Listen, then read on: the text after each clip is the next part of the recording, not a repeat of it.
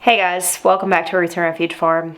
This vlog is a little out of order if you watch every vlog consistently. I shot this last week, the day of our first farmer's market, and then I accidentally left my camera with all the footage and I had to go back and get it. So I uploaded kind of out of order this weekend. So we're hopping back here to last week. I wanted to clarify that in case it was confusing. Anyway, here's the vlog. Bear's really confused because he went out front and then I remembered I wanted to grab my camera and I came back in. He's like, what's going on, man? It is a brilliantly bright and sunshiny morning, and today is our first market day this evening. Y'all see that truck? That's the surveyor that's here to survey our land. It's what we're waiting on to start breaking the ground for our house. Pretty big deal. I walked out and saw that truck and I was like, oh golly, it's getting real. I just swallowed a bug. Don't be like the lady in the story. That swallowed the fly. It got really bad. It just went really downhill after she did that. Life lesson, don't walk through a barnyard with your mouth open. I saw one earlier on the side. You almost died. Surveyor's here. They aren't here. That's a big deal. Been waiting for it. Time to survey. Move forward. And then we move forward, right? Once they turn this stuff in.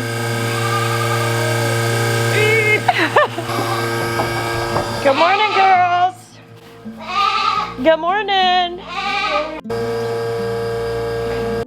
So we have been wanting to open a farmer's market. Oh, I just keep feeling that gnat in the back of my throat. I don't even know that it went in the back of my throat, but you know how like when something was creepy crawling on you and then you feel it for the rest of the day? That's what's going on. So we have been working towards our farmer's market opening for quite a while now, but here the last, I don't know what, 2 months or so has been just a ton of figuring out logistics and making sure everything is going to go smoothly. And I'm sure there are going to be some things we just have to figure out as we go. But I'm really excited. I'm really nervous because this is like the first big thing we've done involving our local community. I mean, you want to do it. You want to do well. What are your thoughts, Maya? Are you excited? A little excited, a little nervous. Yeah. But I think it's going to be good. We got food trucks, live music. Live music. Jessica Sowards will be there. Oh my gosh, stop. She'll sing, she'll dance for you. I will not. It's never gonna happen. I wouldn't say never. Don't ever say never. So the idea is, with starting a local farmer's market, is I'm really hoping to connect like people in the, our town and then the surrounding towns, to connect the community, I mean, like let people meet other people who are growing things and making things, and then also like make a point of connection for the local communities to come together. Just because, it can be hard in modern day to like meet face to face with other people. We meet a lot of people on the internet, but I want to make space for people to be able to build relationships. Freya's a beast. Freya's a beast? That's all Freya? There's one cow. Oh my goodness.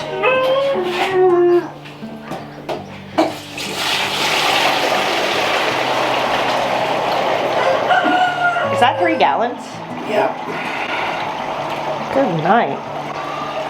Is it gonna fit in that bucket? Oh, yeah. It's always fit before, now I'm questioning. That's 3 gallons and she's still holding back for the cow. Wow. And I can see she still has milk in her butter. Wow, she is a beast. Good morning, little cutie.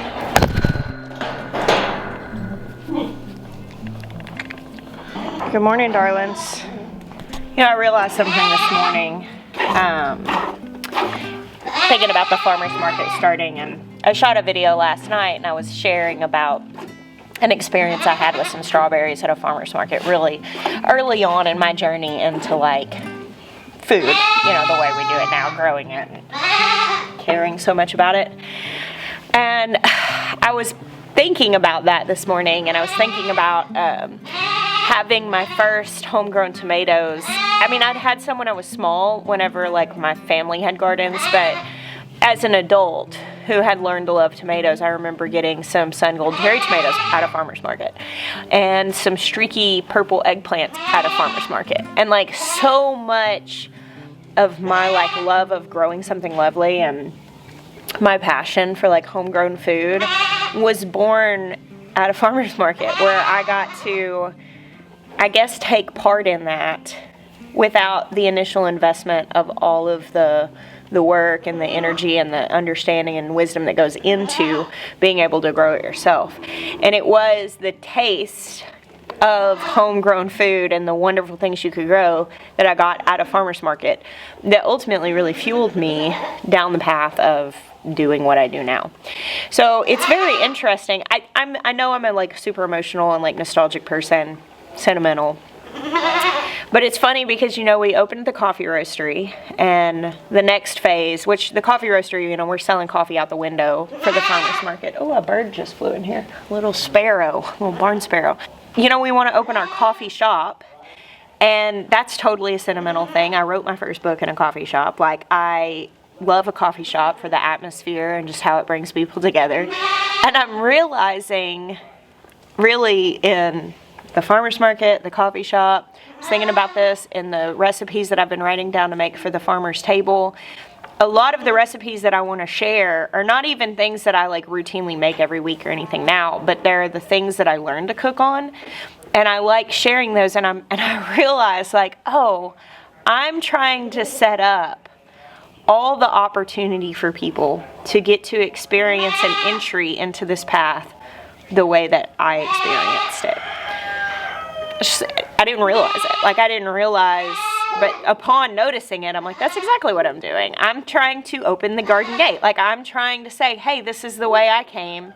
Let me see if I can create an opportunity for you to come this way too. And I know it'll be different for all kinds of people, but it's so funny whenever we actually like step back and look at our life and look at our actions and look at the things we do, and we ask the question, like, why am I doing that? Oh, the little birdie got out.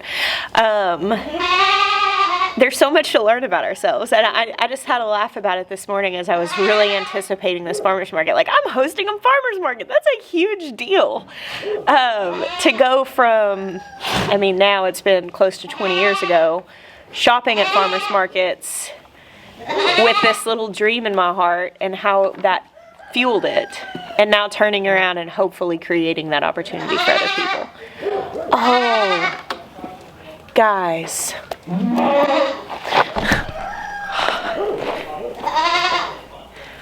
Oh my goodness, I'm not gonna make it down there. The bald eagle is back and he's fishing on my pond. I don't have a zoom lens on. Okay, oh, he's diving down. I've gotta milk the goats. I wanna go over there so bad. Every spring, this bald eagle comes and he fishes on my pond. And it's such a big deal to me. I'm like, take all the fish you want, bald eagle. Oh, okay. I gotta do my chores.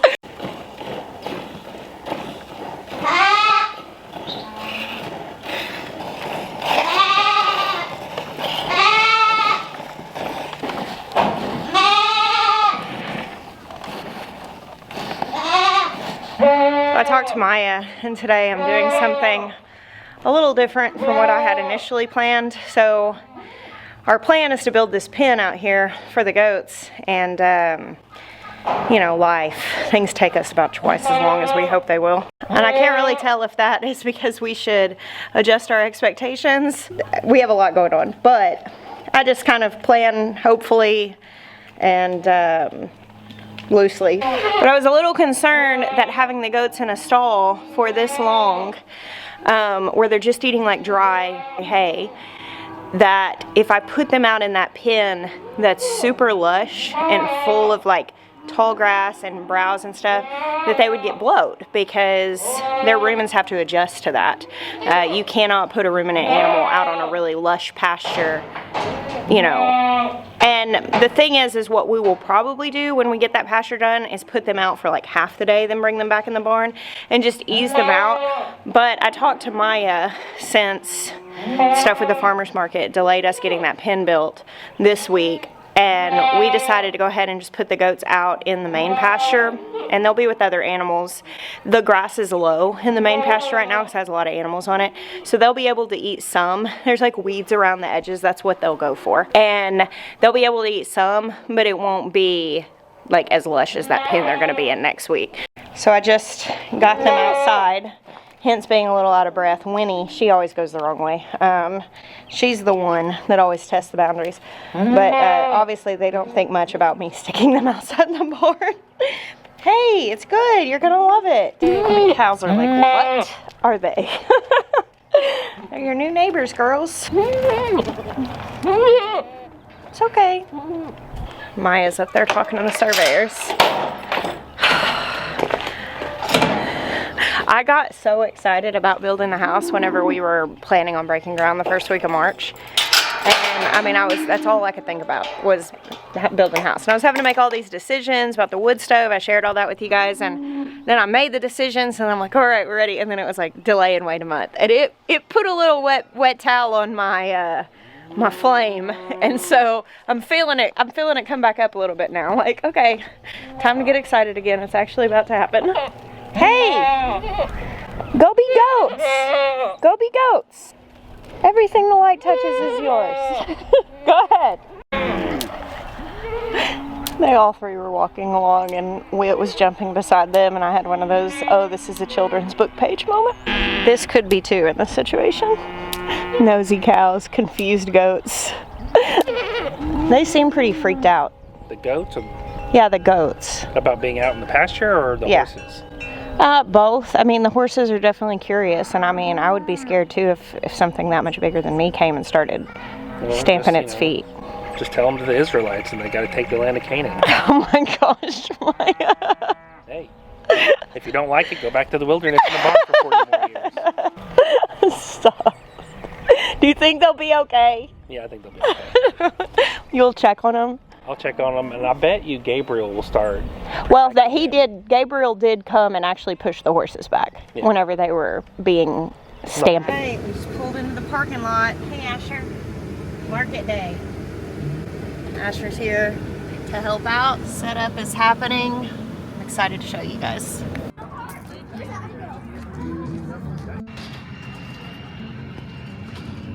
Doing the setup right now. Everybody's getting their stuff together.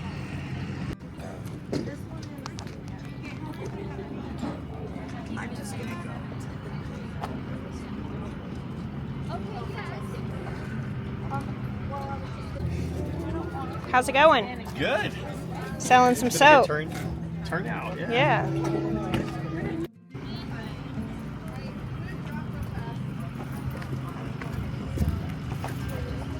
I'm just gonna pan this.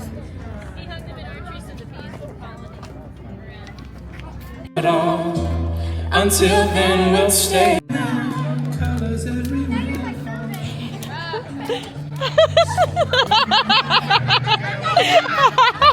Ezra, what'd you buy at the market? I bought these. Ooh, cool leather cuffs. And a staff. My Rafiki staff. Oh, looks like a Rafiki staff. That is cool, Oh, Ezra. You shall not pass. Oh, what a great purchase. I'm glad that you saved your money so you could shop at our farmer's market. It's like this. Thanks for supporting. I want to show you something. Because I could get one of these. This is cool. Not only did I forget my camera, I also failed to finish it. So that's a little glimpse at the farmer's market. In coming weeks, I'm actually going to have some other people helping shoot content, because those of you who are not able to come and visit, you know, if you live far away, I'd love for you to get to experience this. And I'm hoping to be able to share along the way, like, my experience with starting a farmer's market. Tons of logistics went into this. I've got a great team, thankfully, that has done incredible work on making sure we had all the legalities in place and all of that. We are shifting our farmers market to be the second and fourth Thursday of every month throughout the season. We kind of thought about maybe doing it weekly, but then upon even just the first one with the feedback from the vendors, we realized that was probably a little ambitious starting out. So if you are interested in visiting, volunteering, or vending, I will put a link to the Beulah website down below. I'd love to meet you. I'm going to be at the majority of the farmers markets this year, and I'm working on setting up a Roots and Refuge booth. We learned a ton even just from our first week, and it was an incredible thing. I know you only got to see a little glimpse, but man, all the children were like running around and playing together, skipping rope in the back, and our friends Jess and Michael Ball were doing amazing live music. You guys have met Michael here on, I guess you met Jess too over the years, but Mike's been on the vlog recently. It was just really precious. You know, Daniel was slinging espresso, and a lot of our friends had booths, and lots of people that we've just met had booths. Right now in the market, it's very early in the season, so obviously there's not a lot of produce yet because things aren't growing, but we have several produce vendors signed up throughout the season, so it's just going to get better from here. What a dream come true. How incredible to get to open the garden gate for people. Thank you for hanging out with me today and all the days you do. I bless you. Until next time.